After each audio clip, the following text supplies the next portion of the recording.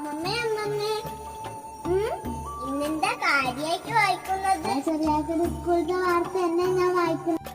അമ്മമ്മ ഏത് സ്കൂളിലാ പഠിച്ചേ? ഞാൻ നിങ്ങളെ ചെറിയാക്കൽ സ്കൂളിൽ തന്നെ. അമ്മമ്മേ, പണ്ട് സ്കൂളിൽ കൊറേ കുട്ടികൾ ഉണ്ടായിരുന്നു മോളെ.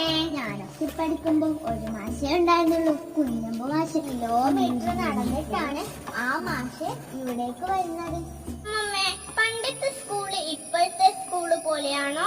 അല്ല, പണ്ട് ചെറിയ ഓലമേഞ്ഞ സ്കൂളായിരുന്നു. ഇപ്പൊ സ്കൂളിൽ എന്തൊക്കെ മാറ്റം വന്നു. അതെ അമ്മമ്മേ, പുതിയ ക്ലാസ് മുറികൾ, കളിസ്ഥലം, പാർക്ക്, തോട്ടം എല്ലാം ഉണ്ട് ഇപ്പൊ. അമ്മമ്മക്ക് സ്കൂള് കാണിച്ചു തരുമോ മോള്?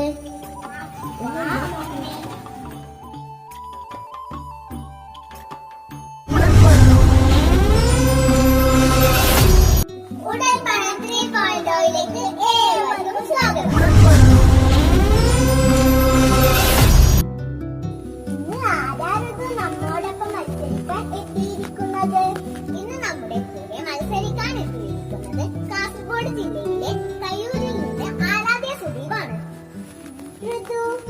നമ്മുടെ ആരാധ്യ കയ്യൂരിൽ എവിടെയാണെന്ന് അറിയാമോ? അതെന്ത് ചോദ്യാശാരി, നമ്മുടെ ചെറിയാക്കര ഇന്ന് അറിയപ്പെടുന്ന സ്കൂളല്ലേ. കൂടുതൽ വിശേഷങ്ങൾ നമുക്ക് ആരാധ്യയോട് തന്നെ ചോദിക്കാം.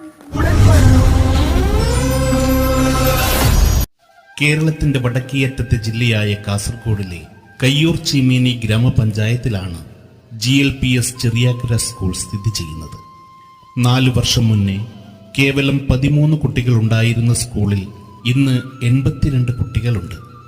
ദേശീയ അധ്യാപക പുരസ്കാരവും ജില്ലയിലെ മികച്ച PTA പുരസ്കാരവും ഇതിനോടകം തന്നെ സ്കൂളിനെ തേടിയെത്തി. ഇന്ന് സംസ്ഥാനത്തിലെ ഏറെ ശ്രദ്ധിക്കപ്പെട്ട ഒരു വിദ്യാലയമായി GLPS ചെറിയാക്കര സ്കൂൾ മാറിക്കഴിഞ്ഞിരിക്കുന്നു.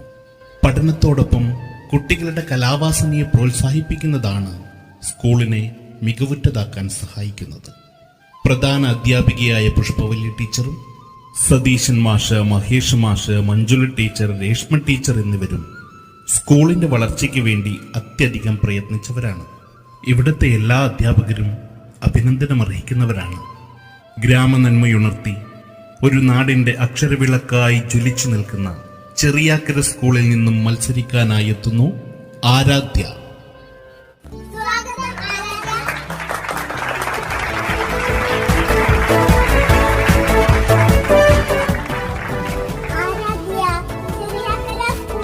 വിശേഷങ്ങൾ എന്തൊക്കെയാണ്?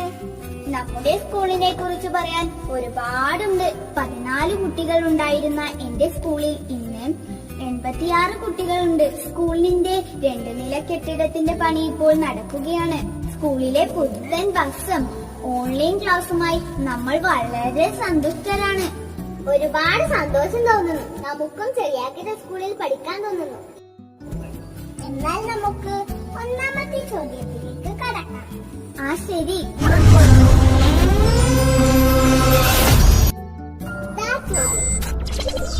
സപ്തഭാഷ സംഗമഭൂമി എന്നറിയപ്പെടുന്നത് എവിടെ? Option A Thrissur, option B Wayanad, option C Idukki, option D Kasaragod. Aradhya, ഉത്തരം അറിയാമോ? അറിയാം, ഓപ്ഷൻ ഡി കാസർഗോഡ്. എന്നാൽ വേഗം ATM-നെ അറിയിച്ചോളൂ.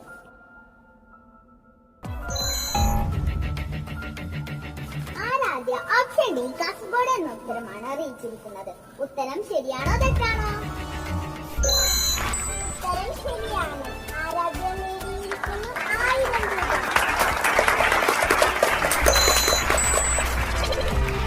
രണ്ടാമത്തെ ചോദ്യത്തിലേക്ക് കടക്കാം. ചോദ്യം പ്ലീസ്. ശകവർഷത്തിലെ അവസാന മാസം ഏത്? ഓപ്ഷൻ എ അശ്വനം, ഓപ്ഷൻ ബി ഫാൽഗുനം, ഓപ്ഷൻ സി മാർഗശീർഷം, ഓപ്ഷൻ ഡി ദാദ്രം. ആരാധ്യ, ഉത്തരം അറിയാമോ? ഉത്തരത്തിൽ എനിക്കൊരു കൺഫ്യൂഷൻ ഉണ്ട്. എനിക്കൊരു ലൈഫ് ലൈൻ വേണം. എന്നാൽ വേഗം ATM-നെ അറിയിച്ചോളൂ.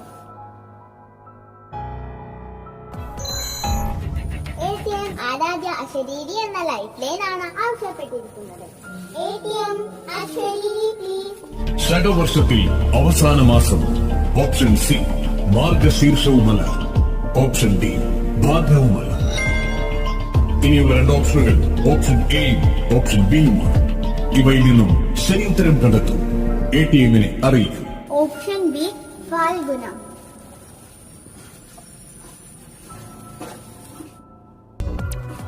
ATM ഉത്തരം ശരിയാണോ തെറ്റാണോ? ആരാധ്യ പറഞ്ഞ ഉത്തരം ശരിയാണ്. നേടിയിരിക്കുന്നത് 2000 രൂപ.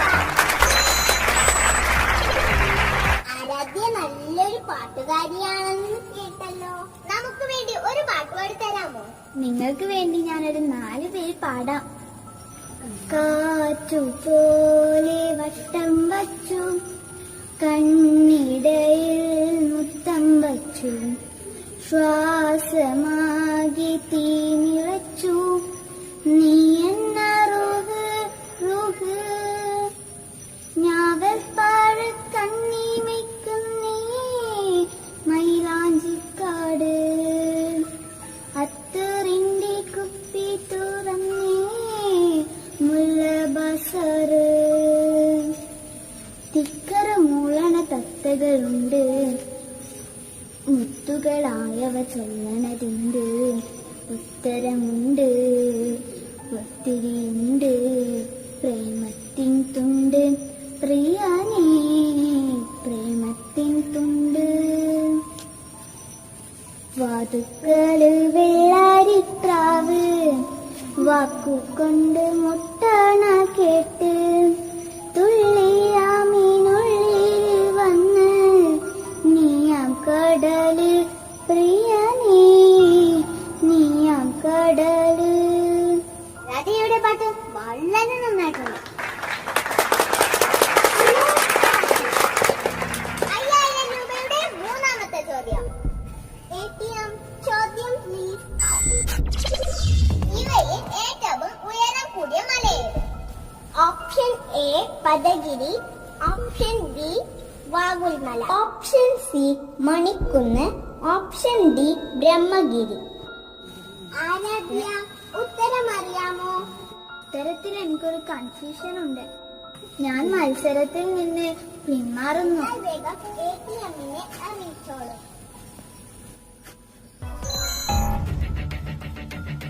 ATM ആരാധ്യ മത്സരത്തിൽ നിന്ന് പിന്മാറുന്നു. ആരാധ്യ വളരെ നന്നായി മത്സരിച്ചു. ആരാധ്യ, നിനക്ക് കിട്ടിയ പൈസ കൊണ്ട് നീ എന്താണ് ചെയ്യുന്നത്? എനിക്ക് കിട്ടുന്ന ക്യാഷ് കൊണ്ട് ഓൺലൈൻ ക്ലാസ്സിന് ഫോണില്ലാതെ ബുദ്ധിമുട്ടുന്ന ഏതെങ്കിലും ഒരു കുട്ടിക്ക് ഫോൺ വാങ്ങാനായി ഞാൻ സ്കൂളിനെ ഏൽപ്പിക്കും. ആരാധ്യയുടെ സ്കൂളിലെ എല്ലാവരോടും നമ്മുടെ അന്വേഷണം പറയണേ. ആ ശരി. ഋതു, നമുക്ക് ഇന്നത്തെ എപ്പിസോഡ് വൈൻഡ് അപ്പ് ചെയ്താലോ? ഓക്കെ, വീണ്ടും കാണുന്നത് വരെ